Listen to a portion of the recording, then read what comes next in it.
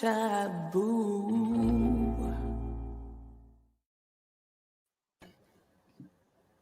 Hey everybody, you're all very welcome to a great show of Revenue Hacks with me, Khristina Quigley. We are delighted to have the amazing David Lund with us today. We've got a fantastic show. David is a hotel financial coach. He's been with us before. If you haven't checked his last episode, you should definitely check back because it was really, really good and insightful information when we were reopening last year after lockdown 1. So before we kick off today, we're just going to go around the room quickly and say who we are and what we do. So my name is Khristina Quigley. You all know that. I've been with Revenue Hacks for over a year and I work with Hoist Group, hotel and technology innovation. So Sheila. Hi, I'm Sheila Krishnan, founder of SK Consulting.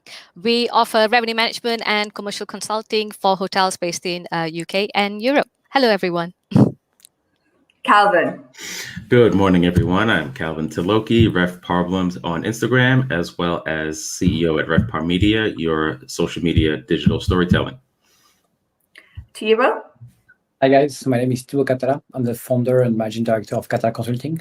We do mostly revenue management consulting as well, based in London across Europe. So yeah, glad to be here.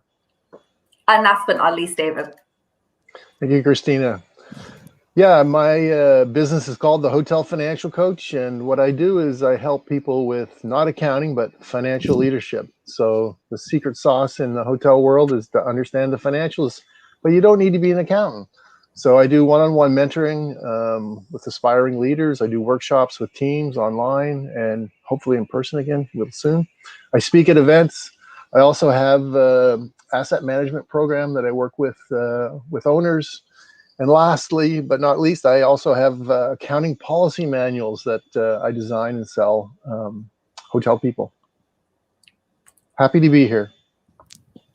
And we are delighted to have you on the show. And David has so graciously given away a gift today. So in order to actually get the gift, you need to stick around, listen to what he's got on the show, and he will give all the details at the end of the show, which I'm very excited about.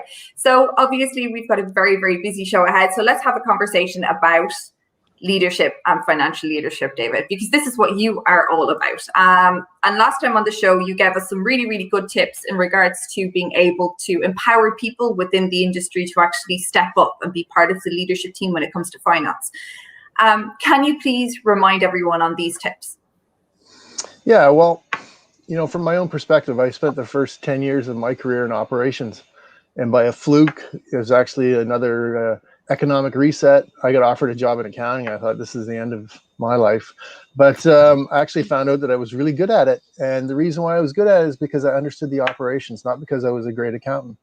And I was able to learn what I needed to learn. And I was a very successful director of finance, regional controller. I segued back into being a hotel manager. I worked at corporate office for the hotel company I was at for a few years. And throughout that whole experience, you know, financial leadership inside of our business was not a term, but it's something that I created, and people don't want to talk about accounting. And the accountants don't want you to do the accounting. Trust me, stay away from the accounting, but they want you to be on top of your payroll and your expenses and be able to manage the middle of your statement so that, you know, when we don't make our revenues and our pickup isn't there, that we can actually trim the sales and manage the flow through. So it's really about those two things: managing the payroll, managing the expenses. If you've got revenue to deal with, that's a third ingredient. But for most department managers, they're not doing that. So focus on those things and learn how to wrap yourself around those monthly things that we all need to do, and you will be more successful in your career. That's really what it's about, because financial leadership is directly linked to prosperity, your career, as well as the prosperity of the hotel. Thank you, David. So obviously we've got a lot of questions ahead today. So who wants to kick off? We've been working on the background looking at David's new article that he's publishing soon, and he might even share it after the call with people today on Revenue Hacks. So who wants to start with all their questions? I say Sheila starts because ladies first, and she has the most questions. Oh, thank you. I think the interesting topic is around forecasting, I would say so, especially in current times with COVID. You know, us revenue managers were expected to do like several scenarios of forecasting. And right now, we do not have any guidance. I think probably the last guidance that we would have had from PwC or SDR was sometime last year in November 2020. Right now, there's no guidance. And then there's a lot of fluidity in terms of the travel restriction changes. Each country, there's different barriers. We haven't got a guidance. So how can we forecast? How do we forecast so we can provide the accountants of our company and hotels the right figures and also help the hotel prosper? Yeah, so that's not an easy task, especially now, but more so than ever, I believe that, forecasting, it's based on local conditions, and it's based on you understanding, what your local conditions are as best you possibly can. And that is all about figuring out what's going on in your feeder markets and figure out what's going on with your customer base. And now more than ever, we've got to really be plugged into that as the first driver. And then from there, it's really about having the meeting of the minds, if you like, with the owners or with whoever we're going to be presenting these forecasts and budgets to, because they have goals. But we've got to be able to have a firm understanding and agreement with these people, these entities, about what's realistic. And if we can establish those two things, great understanding of our local market, as well as, what are the needs and desires of our owners, as long as those are reasonable, then we've got a good formula to get going on our forecasts and our budgets. But the other thing I think that's really important too is the whole idea of creating a budget. That's an annual deal. And once it's done, we lock it away. It's the budget. It's never going to change. And then we forecast. And that's really where the rubber hits the road, because right now, if I'm forecasting the month of June is only 10 days away.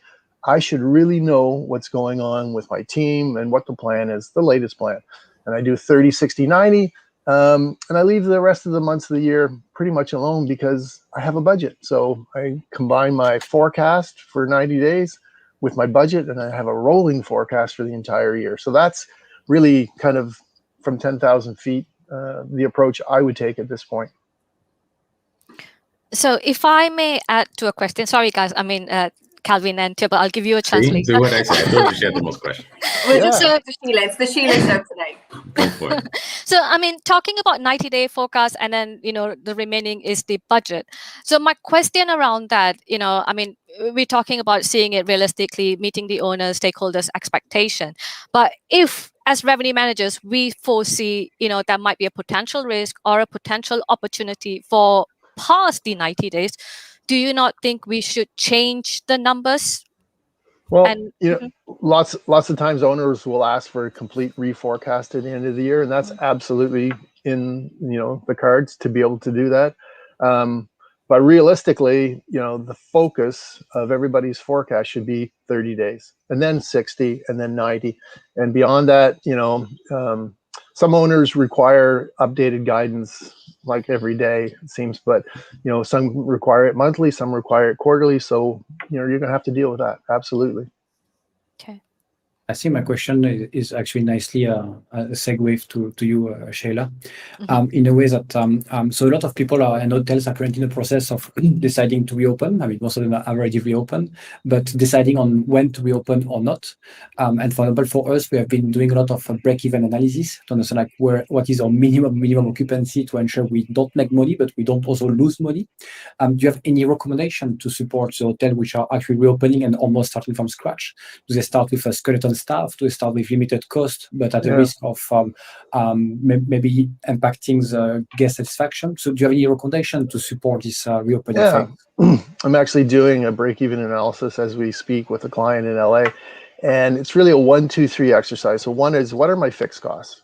What are the costs that are never going to change, irregardless of whether I'm open or closed? My mortgage, my property taxes, some utilities, got to pay my GM, he's still around, so what are those fixed costs? And then what are the semi-variable costs?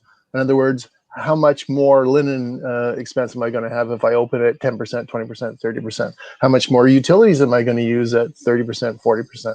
And then you get into the completely variable costs of labor and expenses directly related to serving a cover or occupying a room. And you scale it that way. And you go, okay, well, here's what it would look like at 20, 30%, But then you also have to factor in, obviously, the rate. So what is my Revpar, really? That's really what we want to be focusing on. What kind of break-even analysis with fixed, semi-fixed, and variable at what level of Revpar?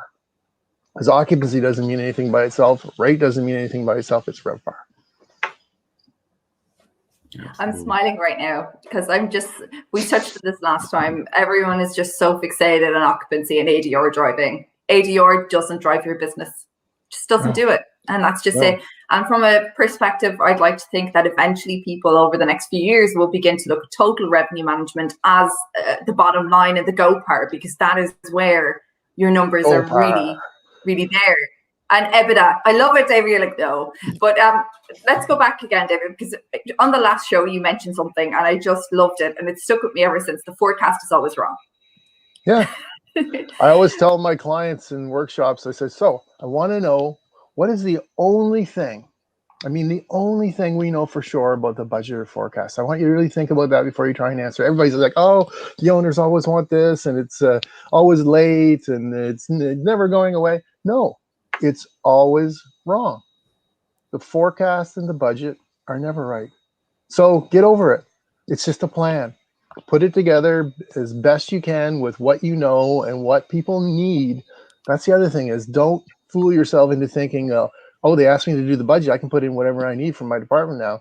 I heard that so many times in my career. It's not like that. We have to sell it to the next level. They have to sell it to the next level. So make it reasonable.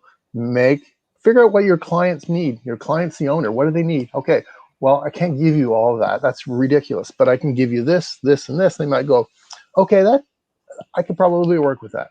So start out there rather than cooking up all these expectations that are never going to fly. And remember, it's never going to be right. You're never going to achieve it. So either going to be above or below. I love it. It's just like, it's one of these things, because I know that from forecasting in hotels in the past, we would have kept no-show revenue and everything in the background, and you just pop it in so you're right on the nose and you always looked great. Or was that just me? No, that was one of my favorite tricks, actually. Yeah, under promise and over deliver. Absolutely. I think a lot of owners know that too. Which is why the budget process is so much fun, because they know that. So they're always pushing us a little bit. Hey, we know you got some more. Yeah. The best sleight of hand that I always like to uncover was, we'd be presenting the budget in, say, September, and year to date, the profit would be, say, $500,000 over budget. But by the end of the year, the latest projection is we're going to be only 100,000 over budget. Well, where did the 400 grand go? Oh, the fourth quarter is going to be terrible. It's terrible. It's terrible. Well, last year it wasn't like that. But people are so fixated on, having their numbers be the ones that work, or the ones that are approved, or that they need to let go of that and realize that it's just a plan, a reasonable expectation. And I love when the big brands, I will not say anyone, do their budget, and the annual budget is done for the next year in March or in April, the year before. You're like, you have no clue what's going to happen the year after. But it seems like every year, the big brands are deciding to do the budget earlier and earlier. I believe in January, you will do the budget for the next 2 years. We have no clue. So yeah, that's the forecast is always wrong. I agree with this kind of thing. I love Daniela's comment. Hey, Daniela, thank you so much for joining us. Always preferable to keep the forecast low and give a good surprise at the end of the season. Absolutely. Yes. Absolutely. Maybe we shouldn't share our secrets right now on this, so in case anyone's owners or companies are working and watching us today. Does anyone have any other questions for David while we're here?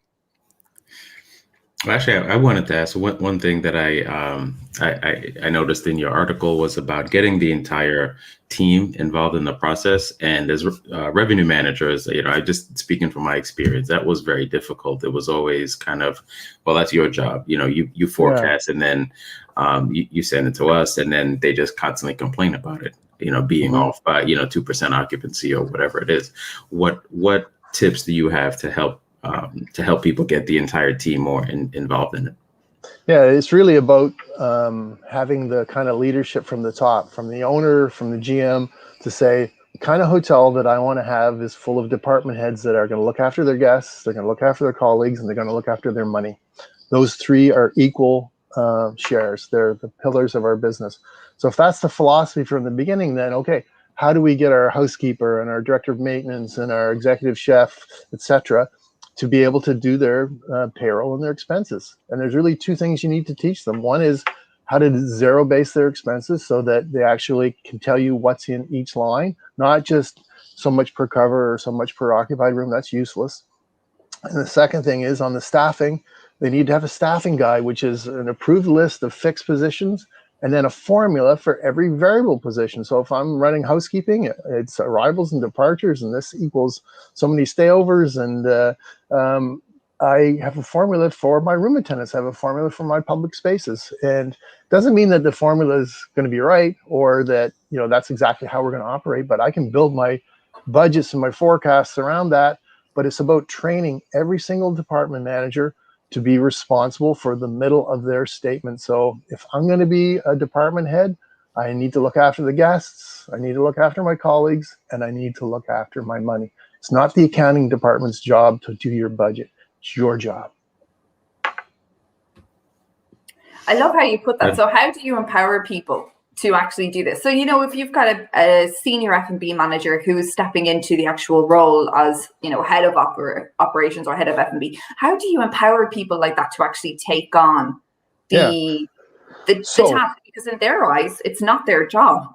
Right. Well, it all starts at the beginning. So if I'm interviewing that guy or gal, I want to say to them, so tell me about your service philosophy. They're going to tell me about their service philosophy. Tell me about how you're going to look after your colleagues. Tell me about how you're going to look after my money.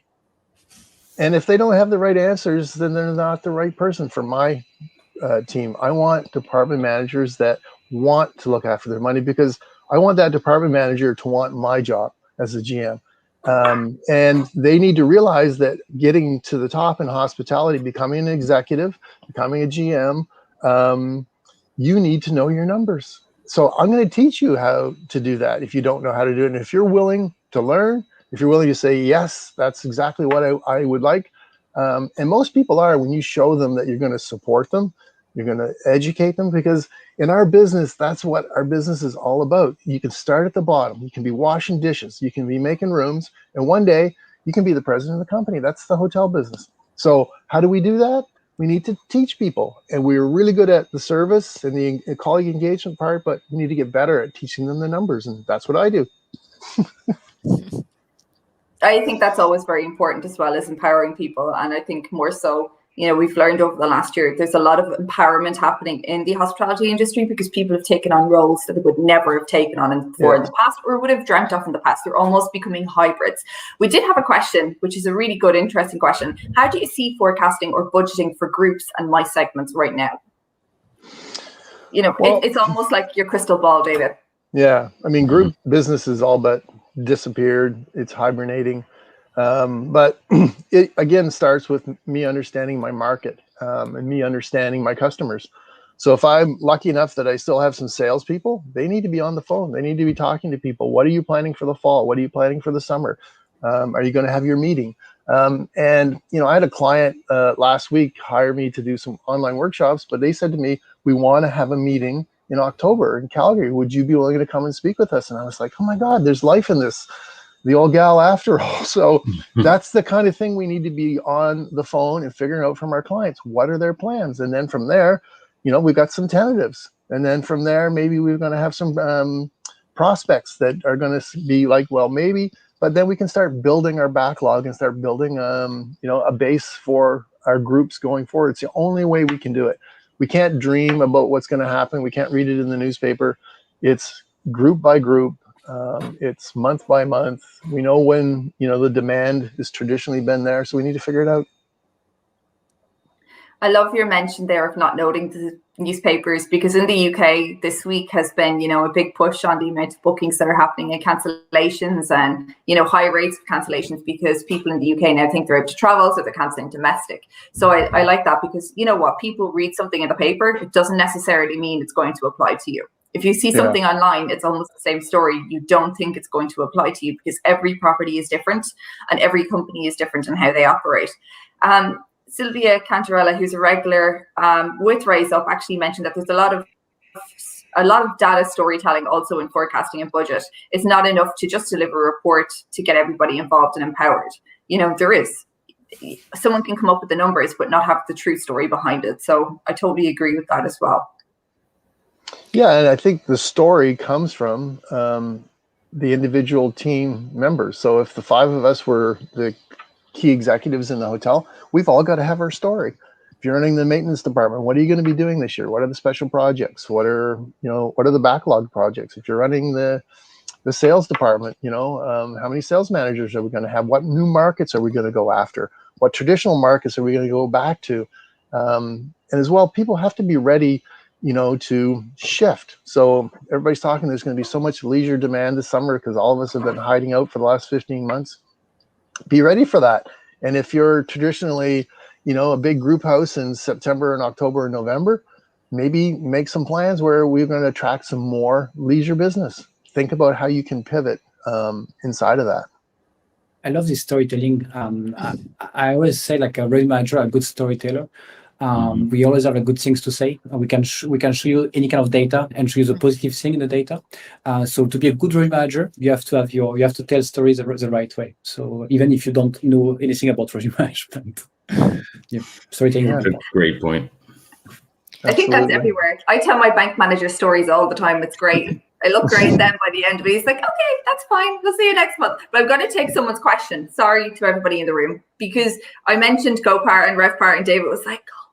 So do you think that it is more important to focus on GoPar versus Revpar? And has this changed since the pandemic? Absolutely, it's more important because at the end of the day, we take profits to the bank. We use those profits to reinvest.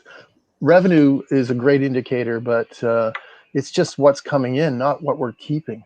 So it's kind of like your paycheck. Maybe, we pay you a big salary, but, taxes are incredibly high in Ireland. Well, I'm not going to have much left over. It's the same idea. So it's really important to be able to figure out the gross operating profit per available room, GoPar. And the thing about it is that, and I've been studying this, and I've written an article that's going to be coming out in conjunction with HotStats, which is a company that measures the inside of the P&L and can give you benchmarking and comparisons, much like we can get with Revpar with STR, but they can do it with your P&L. So they can show you how much profit you're generating compared to your comp set.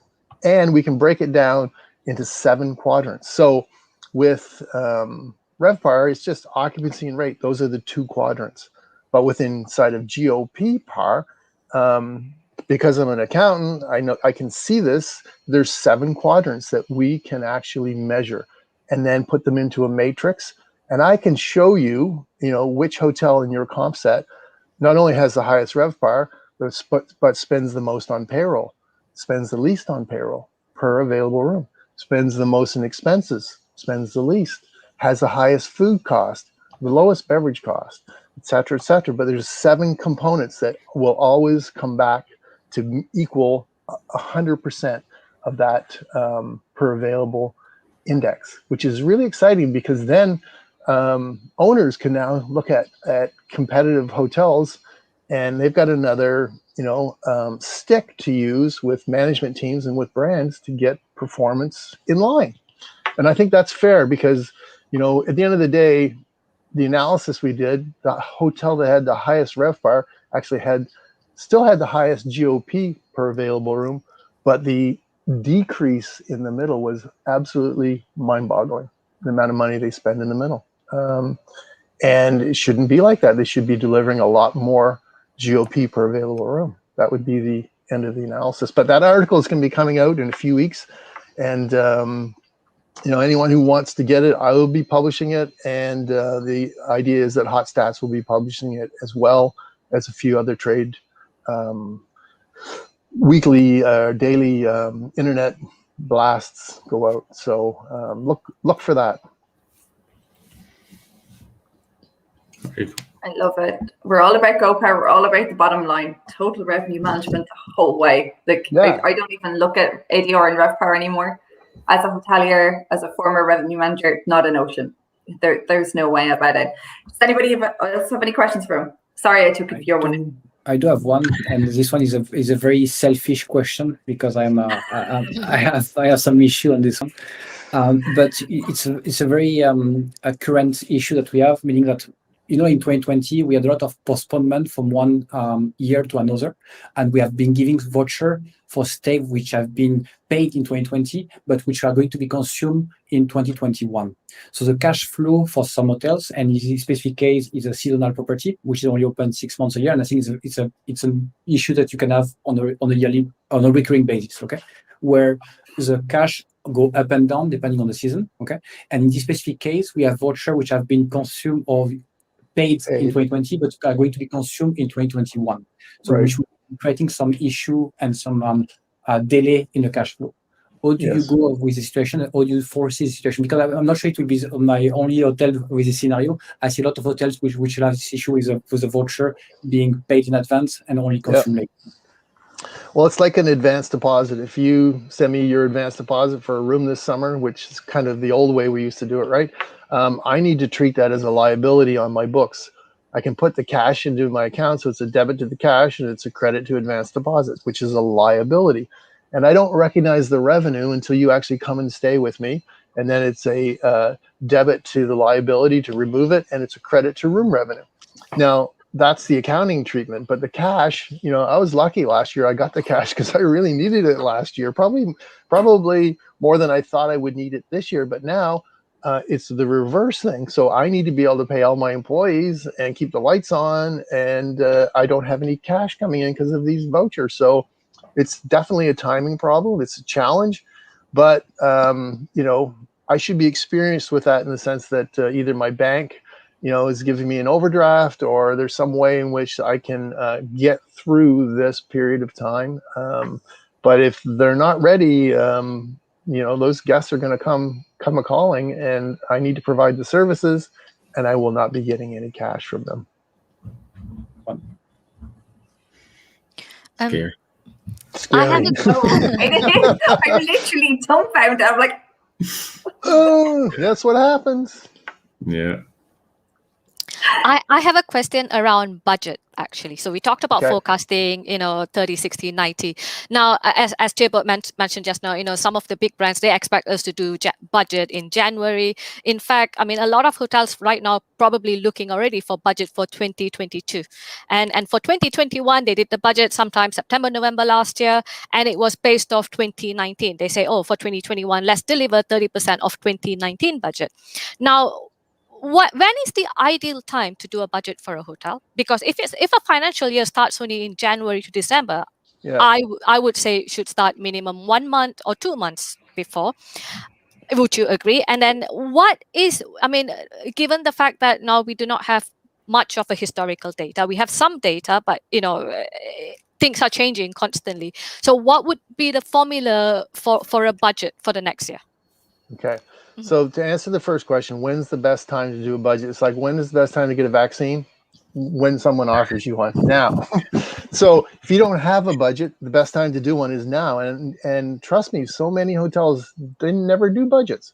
I have a client in Florida, has 2 hotels, big hotels. They've never done budgets. So we're working on that. But so that's the number one answer, is just do it. But as far as when is the best time, I think it depends on the structure you have above you, your owners, and what their needs are. Because remember, typically, if you're a corporate-owned hotel, if you have an institutional owner, they're going to have to present it to the next level and then the next level. So I think the ideal time is when 2/3 of the year is over. So end of August, I start my budgeting process. I do it in September, present it to my owners. First week of October, second week of October, they can then present it to the next people. Then they come back to me and they want more, and I can do that in November. And then by the end of November, I'm really close to understanding where my year end is going to finish. And that's really powerful, because if I can go back to the owners and go, what we agreed on in September, that's a 10% stretch. I don't think we can do that. It's going to be more reasonable at 6, and here's what we can deliver. Then you can really have a stick to work with them. And the other thing about the budget and the forecast, you got to remember, if my owner needs a budget right now for 2022, I'm going to do my best to give them what I think is reasonable. But I'm also going to make sure that I find out from them what they need. And if they need, a certain number, we're going to have to discuss what that means to them and to me, and how much of a stretch I think that is, because that's my job as the manager, is to communicate with the owner and say, that's not reasonable. That is not going to set you up for success. Now, if that's what you need, fine, but I don't endorse it. And you have to be able to stick with that. And at the same time, be able to provide them with real guidance on what you think it's going to be. And remembering the whole time that the only thing we know for sure about the budget is it's wrong. So let's have a conversation quickly about then. You're mentioning about accuracy and forecasting. What is a margin of error for accuracy? Because I know from working in a lot of companies, it's like 3% either way. Yeah, 3 to 5 was the target. And we used to have a report that would come out every month in our company. Who are the hotels that were within, 3 to 5% or better of revenue and GOP. And, it was like playing horseshoes. Half the time you'd miss, the other half the time you'd be close. But I know some people would, mess around with their accruals just so they could get closer to GOP and call it cooking the books a little bit. But people would be prone to do that. So that's a kind of a downside to that as well. But, in our business, so much of the room revenue comes in the month for the month. So we may open the month and only have 40 points of occupancy on the books, and we're going to expect another 40 to come in the month for the month. So that pickup is so hard to gauge, especially now. And the same with food and beverage. I mean, most of the time, we don't know from day one how many customers are going to come through the door. We know patterns and we know what happens when it rains, but our business is a retail business and it's very volatile. So we have to do our best to put thought and process into our budgets, get our teams involved. But at the end of the day, what's going to happen is going to happen. So given the fact that, a lot of the business is coming in now in the month for the month, it has been for the last almost a year and a half. What would you recommend to hotels to do when they're starting to look at their numbers right now for even July and August? Well, you need to have a daily review. We used to call it distant early warning. What are we picking up in every single one of the months that are in front of us? What's the pace? How many room nights? Where are the holes? We need to be able to really zero in every single day on how much revenue we picked up and how is the month building? How is the next month building? And if we see using that distant early warning system that there's a huge hole in the first 2 weeks of July that we're not going to be able to fill with our traditional things, well, what can our sales department do? Can we put on a special with the latest internet, blast or whatever that's going on out there? But we've got to be really cognizant of every single day and what the pickup is and what we think it should be. Because at the end of the day, we want to be able to fill our hotel as best as we can, but we don't want to do it too early. We don't want to do it too late. It's great if we can count on being the last one to fill, because when we do that, the strategy is we can have the highest rate. But that's a big gamble, especially this year. So I think being more concerned with building a base and having numbers that are maybe not as high when it comes to the rate, but still very decent with the Revpar is the strategy. Thank you. Thank you so much for saying that. I love it. Very decent with the Revpar. We've all been seeing the numbers coming up from STR over the last few weeks because STR is one of the main sponsors of our show now.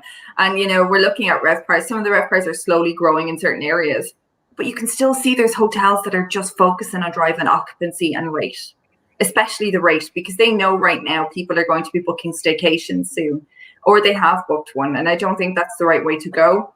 Because you know what, all this high rate is going to wash back if they allow international travel to resume. And then you're going to go from a low base with a low rate. It kind of combats everything. And your Revpar will just be smashed. I think people need to think about this year and even next year is like we're all opening a brand new hotel. And what do you do when you open a new hotel? You try and fill it. You try and build a base. You try and figure out, your customer. And we're going to be in a new situation with a lot of markets and with a lot of shifts in our segmentation. So maybe we take more chances with lower rated business, if you like. as a base. And that's what you would do in a new hotel to kind of find your way in the dark, right? So I think that's, if I'm not confident of what's going to happen, better off, a bird in the hand is better than two in the field. So are you saying that people are better off just playing it safe right now and just saying that we're going zero base, we're literally just building it up ever so slightly, and you might see maybe a 3 to 5% increase month on month? I would couple that with local conditions. Like if I know my market is going to be hot, then, I'm going to have a different attitude. But if I'm, semi-group house, I got a decent location, but I really don't know what's going to happen, I need a base. If I don't have a base in my hotel, I have to find one. This is the best time to for experimentation, actually, because we don't know what's going to happen. Great point. I agree with saying like it's a kind of a new opening because we have no clue what the customer behavior is, what is working, what is not working. So it's the best time for experimentation. And it's not like you're going to displace anything because the 90% plus occupancy will not come back until late this year, next year, 5 years, I don't know. But it's the best time for experimentation. I was even talking in my LinkedIn about subscription model offers, like when you have like £1,000 for all you can stay in a hotel. So I believe there's a lot of different approach in the time to be creative and to experiment. Yeah. But it's, our business, it's like the real estate business. You have to understand your local market. I have a client on Vancouver Island, Canada, and they're a resort and they're in a remote location, and they had the best year ever last year. And this year is going to be even better because everybody wants to go there because there's nobody there except for them. So it's, you have to understand your market. I mean, that's and I would say, in the past when we were doing like forecasting, quite often like, oh, are we dropping the rates? We shouldn't do that when others are holding rate. But I believe it's about selling at the right rate at the right time, because that is what revenue management is about. We should do what is right for our property, not what other property is doing. So, absolutely. It's still a challenge there, though, to get that message across the other senior leaders in the business. Mm-hmm. Well, that's where, I used to work in a hotel where the GM was very disciplined, and we would have a morning meeting every single day with the key department heads. And she would beat us to death with what's going on with the pickup and really get very scientific. Okay, who were those 30 rooms that booked next Tuesday? Who are they? Blah, blah, blah, blah. Figure out our business and what's going on, and that every single one of the managers in that room has a part to play in that. And it's a really great process to get into because, typically every hotel needs to have a lineup of some kind. Think back to when you were a waiter and whatever. That's what we would do at the beginning of our shift. Well, at the beginning of our day, get all the department heads together and let's figure out what's going on in this hotel. And reviewing the VIPs and reviewing the security report, and a big emphasis on the revenues. What's going on? So how do you recommend that people put this into play when they're speaking to owners or management companies in particular?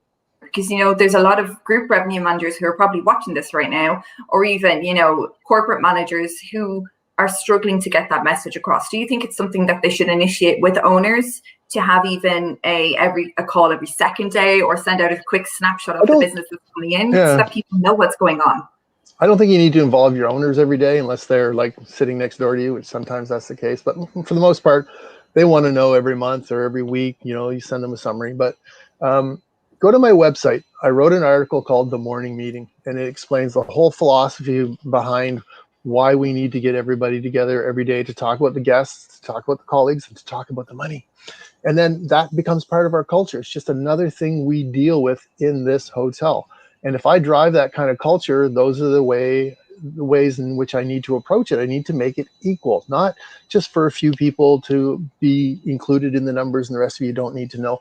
That's not going to work. That's just going to create, confusion and alienation. So get everybody involved. If I'm a department head, I have 3 things I look after: the guests, the colleagues, and the money.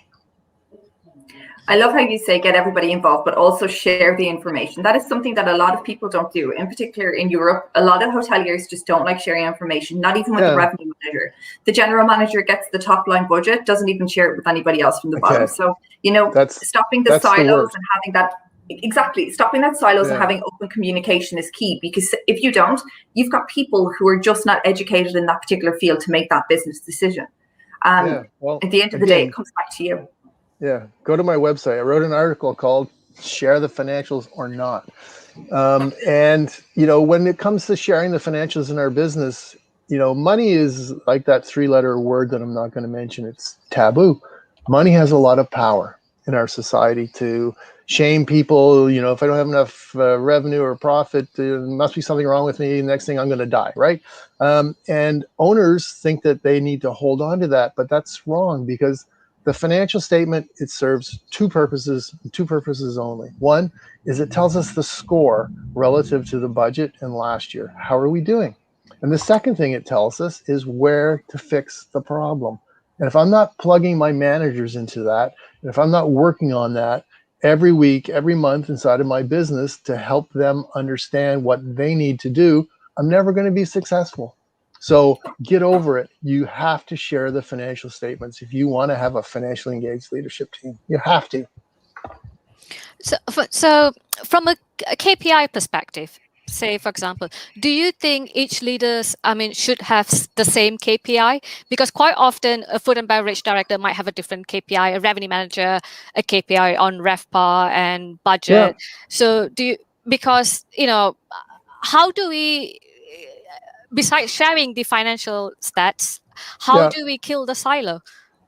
Well, I think there's two ways to do it. One is we all need to be guided by, you know, the top the top matrix inside of our hotel. So that's Revpar index, that's health and safety score, that's guest service score, that's GOP to budget. Let's say, for instance, that's what everybody gets bonused on.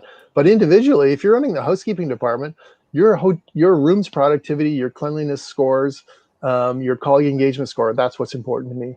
Over in maintenance, I don't really, you know, your focus is on energy per available room, and your focus is on my continuous maintenance program.